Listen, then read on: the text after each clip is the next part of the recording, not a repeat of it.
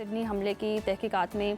होने वाली पेशरफ्त ने एक बार फिर भारतीय बयानिए की कलई खोल दी है। ऑस्ट्रेलिया के मशहूर बोंडाई बीच पर होने वाली हौलनाक फायरिंग करने वाला हमला आवर भारतीय ने याद होने की उसकी बाकायदा तौर पर तस्दीक हो गई है। और ना सिर्फ तस्दीक हुई है बल्कि ऑस्ट्रेलिया के मशहूर बोंडाई बीच पर होने वाली होलनाक फायरिंग के मामले में भारतीय रियासत तेलंगाना की पुलिस ने खुद बड़ा एतराफ़ करते हुए ये बताया कि हमलावर भारतीय शहरी थे। साजिद अकरम दरअसल हैदराबाद का रिहायशी था जो कि बरसों से ऑस्ट्रेलिया में मुकीम था। तेलंगाना पुलिस के बयान में मजीद बताया गया कि साजिद अकरम ने 1998 में ऑस्ट्रेलिया मुंतकिल होने के बाद कुल 6 मरतबा भारत के दौरे किए जो ज़्यादातर ख़ानदानी नौयत के थे, जिसमें फैमिली से मेल मुलाकातें। तो नाज़रीन, इस हवाले से ताज़ा तरीन सूरत हाल जानने के लिए हमारे साथ मौजूद हैं ऑस्ट्रेलिया के शहर मेलबर्न से सुनो न्यूज़ के नुमाइंदे अरसलान जावेद। बहुत शुक्रिया आपके वक्त का। वेलकम टू सुनो पाकिस्तान। सबसे पहले तो ये बताइएगा कि सिडनी हमले की तहकीकात में ताज़ा तरीन डेवलपमेंट क्या सामने आई है? देखिए, ताज़ा तरीन डेवलपमेंट्स की अगर बात की जाए तो जो हॉस्पिटल के अंदर तकरीबन 40 के करीब जख्मी अफराद थे, उनमें से जो है वो मुतअद्दिद जो हैं वो सेहतियाब जो है डिक्लेयर करके उनको जो है वो डिस्चार्ज कर दिया गया है। तकरीबन 25 इसके करीब जख्मी अभी भी अस्पताल में हैं, जबकि नवीद अकरम नामी मुलजिम जो हमलावर है वो भी कल कोमे से बाहर आ चुका है और अब जैसे ही वो मेडिकली फिट डिक्लेयर कर दिया जाएगा तो उसके बाद पुलिस के हवाले कर दिया जाएगा और पुलिस तकरीबन 14 रोज के लिए एक लंबा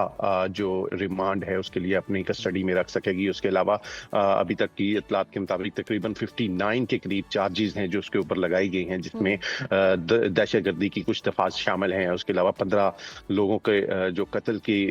दिफात हैं, उसके अलावा जख्मी करने की दिफात के साथ साथ जो है टेररिज्म से मुतल्लिक मुख्तलिफ दिफात जो हैं वो 59 के करीब उस पर लगा दी गई हैं, चार्जेस लगाए गए हैं। तो अब उसका बयान जो है वो रिकॉर्ड करना बाकी होगा जैसे ही मेडिकली फिट डिक्लेयर होगा। दूसरी तरफ जो बड़ी डेवलपमेंट है वो ये है कि जो फिलिपीन के हवाले से पहले दिन ही पुलिस ने बताया था वो भी तमाम पन्ने जो है वो खुल चुके हैं और फिलिपीन का दौरा जो उन्होंने किया था बाप बेटे ने, तो उसमें वाज़ेह तौर पर ये जो है वो सामने आ गया है कि बाप जो है वो अभी तक जो 1998 से यहाँ पर आया था लेकिन अभी तक वो इंडियन पासपोर्ट ही कैरी करता था, क्योंकि इंडिया के अंदर आप डुअल नेशनैलिटी कैरी नहीं कर सकते, आपको एक पासपोर्ट ही कैरी करना पड़ता है। बेटा क्योंकि यहाँ पैदा हुआ था उसके पास ऑस्ट्रेलवी पासपोर्ट था, तो दोनों बाप बेटा 1 नवंबर को फिलिपीन जो है वो रवाना हुए थे और वहाँ तकरीबन 28 रोज उन्होंने क्याम किया था। इसके बाद जो है वो जो ऑस्ट्रेलवी सिक्योरिटी अदारे हैं उन्होंने इंडिया की जो हैदराबाद पुलिस है तेलंगाना वहाँ से भी रब्ता किया और उनसे भी उनका जो बैकग्राउंड है वहाँ पर उनसे इन्वेस्टिगेशन जो है वो तलब की है। तो वहाँ से ये इतलात सामने आई हैं कि वो तकरीबन जब से यहाँ पर मुकीम है 27 साल में तकरीबन सिर्फ 6 बार जो है वो अपनी फैमिली के साथ वापस गया है, यहाँ तक कि बाप की डेथ के ऊपर भी मरने के बाद भी जो है वो उसमें शरीक नहीं हुआ। उसके अलावा भी अब पिछले कई अरसे से जो है उसका किसी भी खानदान के साथ जो है वो राब्ता नहीं रहा। तो ये ताहम अगर फिर भी कोई मजीद डेवलपमेंट होती है तो बिल्कुल अरसलान, आप इस मामले पर नजर रखिए, हम आपसे तफसीलात जो हैं वो वक्तन फवक्तन लेते रहेंगे। अभी हमें ये बताइएगा कि इस वाक़े के अंदर जो हीरो है अहमद अल अहमद हॉस्पिटल में एडमिट है, उसका ट्रीटमेंट जारी है, कौन कौन उससे मुलाकात करने के लिए पहुंचा और उसके लिए जो फंड कायम किया गया था, कल तक 20 लाख डॉलर जो है तकरीबन वो जमा हो चुके थे उस फंड के अंदर, अब वो तादाद कितनी हो चुकी है और साथ ही उनकी कंडीशन के हवाले से बताइएगा कि कुछ ऐसी भी खबरें आ रही थी, इतलात आ रही थी कि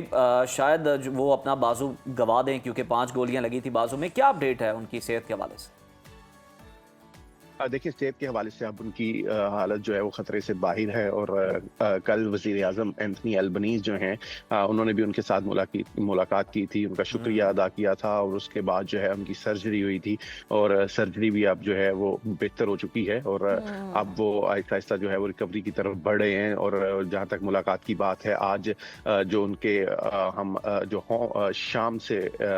वफ्द है और इन्वेस्टर्स हैं शाम के यहाँ पे, वो भी उनसे मुलाकात के लिए पहुँचे हैं। उन्होंने भी पूरी शामी और मुस्लिम कम्युनिटी की तरफ से उनका शुक्रिया अदा किया है। वहीं ऑस्ट्रेलियावी वज़ीर आज़म ने भी कल उनके साथ खासा वक्त बिताया और पूरे ऑस्ट्रेलिया की तरफ से उनका शुक्रिया अदा किया और उनकी बहादुरी को सराहा। वहीं तक अगर फंड्स की बात की जाए तो तकरीबन जो फंड्स रेजिंग जो कायम की गई थी, बेसिकली वो शुरू में $1 मिलियन डॉलर के लिए जो है वो चंदा जो है वो मुकर्रर किया गया था, गो फंड जो किया जाता है, तो उससे वो 1 मिलियन से बढ़ता हुआ 1.7 तक पहुंचा और वहां से फिर लोगों के एहतियात लगातार जारी थे, तो वो 2.1 तक पहुंचा। तो अब तक जो इत्तलात हैं 2.5 मिलियन के करीब डॉलर जो हैं वो हैं जो गो फंड के जरिए मुकर्रर किए गए थे। तो अब दीगर जो ऐलानात हैं वो अलग हैं, और उसके अलावा जो उनकी फूड शॉप्स हैं, वो हीरो हैं और उन्हें सराहा भी जा रहा है। दूसरी तरफ हम हमलावर की अगर बात करें और भारतीय साजिश की बात करें, भारत हर जगह प्रोपेगेंडा करता है, तो इस हवाले से भारतीय पुलिस का क्या कहना है हमलावर से मुतालिक? देखें, सबसे पहले तो बड़ी हट धर्मी और बेशर्मी का मुजाहरा किया जा रहा है। अभी तक भी भारतीय मीडिया की तरफ से अभी भी आप उनके जितने भी आउटलेट्स हैं उनको विजिट कर लें, यहाँ तक कि उनके जो सीनियर जर्नलिस्ट हैं उनके जो एक्स अकाउंट्स हैं उनको विजिट कर लें, तो वहाँ तक अभी भी आपको पाकिस्तान से मुतल्लक ही पोस्ट नजर आएंगी। यहाँ तक कि उनकी जो मीडिया आउटलेट्स हैं वहाँ पर भी अभी तक उनको पाकिस्तानी शूटर्स ही लिखा जा रहा है। तो ये इंतहाई बेशर्मी और हट धर्मी है और घिनौना किरदार जो उन्होंने